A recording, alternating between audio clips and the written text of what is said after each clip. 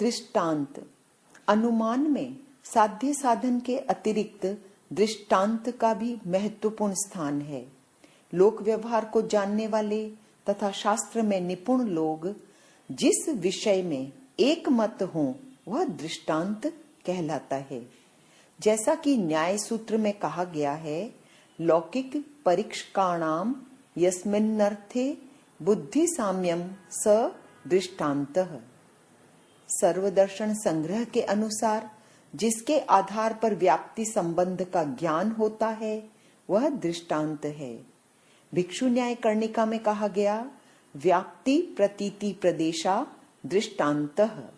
जिस स्थान पर साध्य और साधन दोनों एक स्थान पर पाए जाते हैं वह स्थान दृष्टांत कहलाता है। दृष्टांत के दो प्रकार हैं, अन्वय या साधर्म्य दृष्टांत, दूसरा व्यतिरेकी या वैधर्म्य दृष्टांत। पहला अन्वयी दृष्टांत, जहां साधन के सद्भाव से साध्य का सद्भाव दिखाया जाता है वह अन्वयी दृष्टांत कहलाता है। जैसे जहां जहां धूम होता है वहां वहां अग्नि होती है, जैसे रसोई घर। यहाँ रसोई घर अन्वयी दृष्टांत है, क्योंकि रसोई घर में साधन धुएं और साध्य अग्नि का एक साथ सद्भाव देखा जाता है।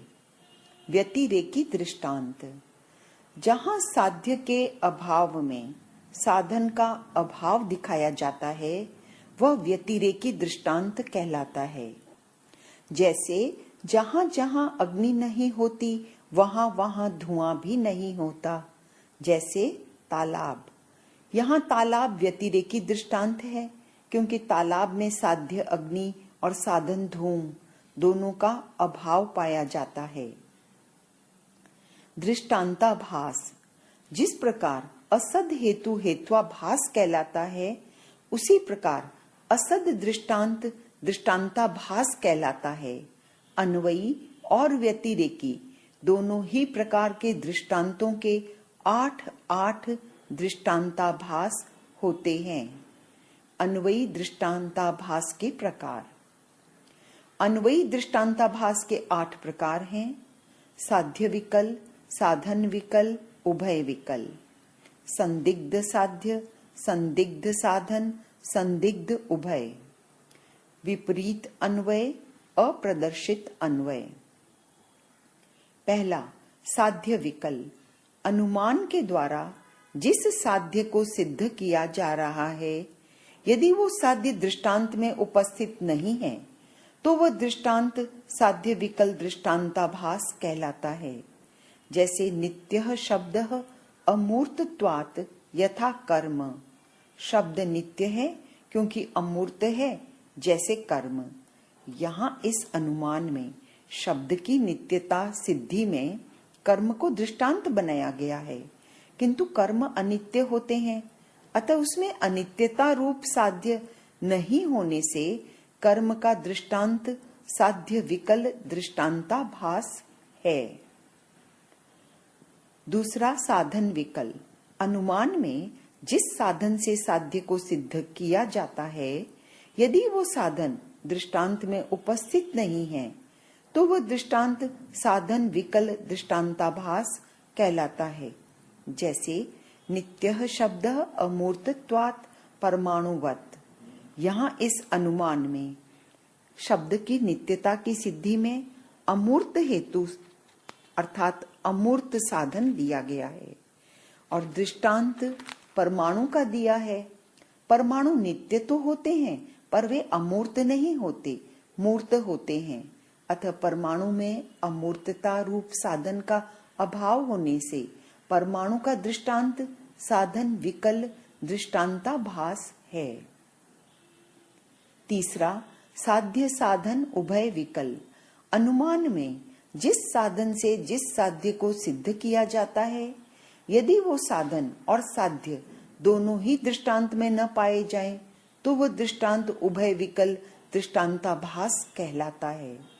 जैसे नित्यः शब्दः अमूर्तत्वात् घटवत्, इस अनुमान में शब्द की नित्यता की सिद्धि में अमूर्त हेतु और घट का दृष्टांत दिया गया है। यहाँ घट दृष्टांत उभय विकल दृष्टांताभास है, क्योंकि घट न तो नित्य होता है और न अमूर्त होता है। चौथा, संदिग्ध साध्य। अनुमान के द्वारा जिस साध्य को सिद्ध किया जा रहा है, यदि वो साध्य दृष्टांत में संदिग्ध हो तो संदिग्ध साध्य दृष्टांताभास कहलाता है। जैसे विवक्षित पुरुष रागी है क्योंकि वह बोलता है। जैसे रथ्या पुरुष अर्थात सामान्य पुरुष।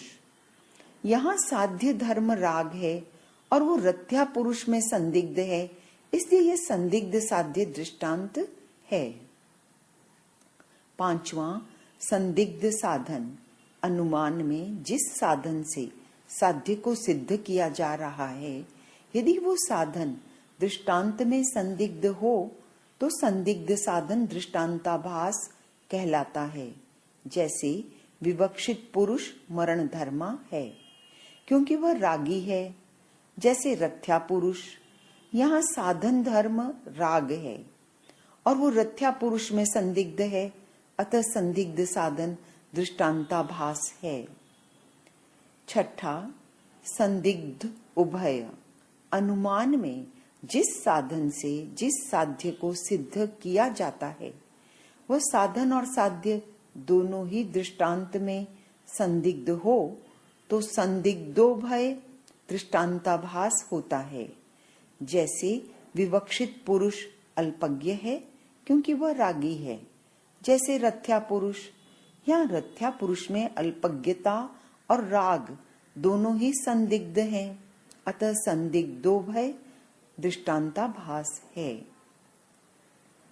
सातवां, विपरीतान्वय। जहाँ अन्वय विपरीत किया जाता है वहाँ विपरीतान्वय दृष्टांताभास होता है। जैसे जो कृतक होता है वह अनित्य होता है, जैसे घड़ा। यह ठीक अन्वय है। यदि इसके विपरीत अन्वय ऐसे कर दिया जाए कि जो अनित्य होता है वह कृतक होता है, तो यह विपरीतान्वय दृष्टांताभास है, क्योंकि जो अनित्य है वह कृतक हो यह आवश्यक नहीं। इंद्रधनुष, बादल आदि अनित्य हैं पर कृतक नहीं। आठवां, अप्रदर्शितान्वय। जहाँ अन्वय को प्रदर्शित नहीं किया जाता वह अप्रदर्शितान्वय दृष्टांताभास है। जैसे अनित्यः शब्दः कृतक्त्वात् घटवत्।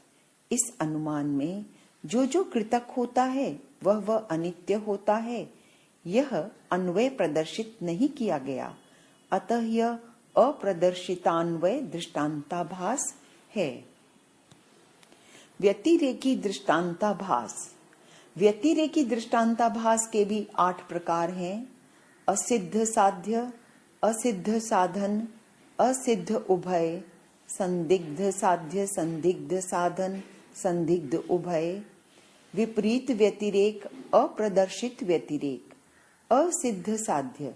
अनुमान के द्वारा जिस साध्य को सिद्ध किया जा रहा है, यदि वो साध्य दृष्टांत में असिद्ध है तो वह दृष्टांत असिद्ध साध्य दृष्टांताभास कहलाता है।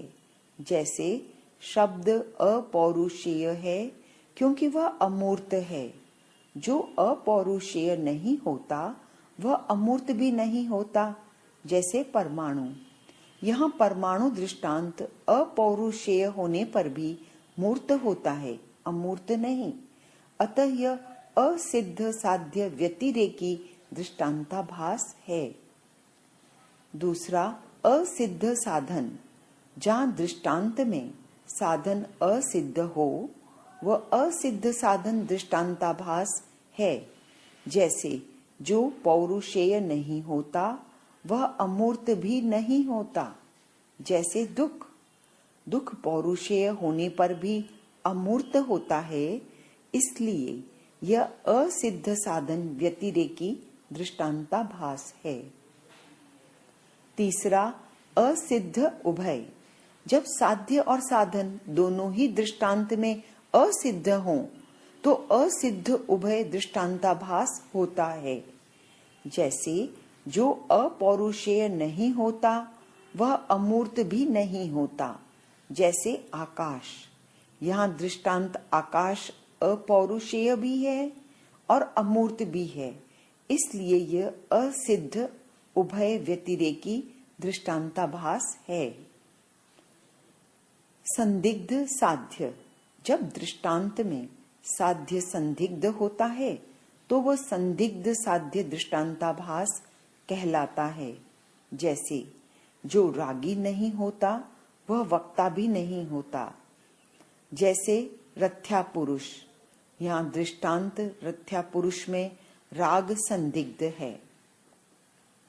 पांचवा संदिग्ध साधन, जहां दृष्टांत में साधन संदिग्ध होता है वहां संदिग्ध साधन दृष्टांताभास होता है।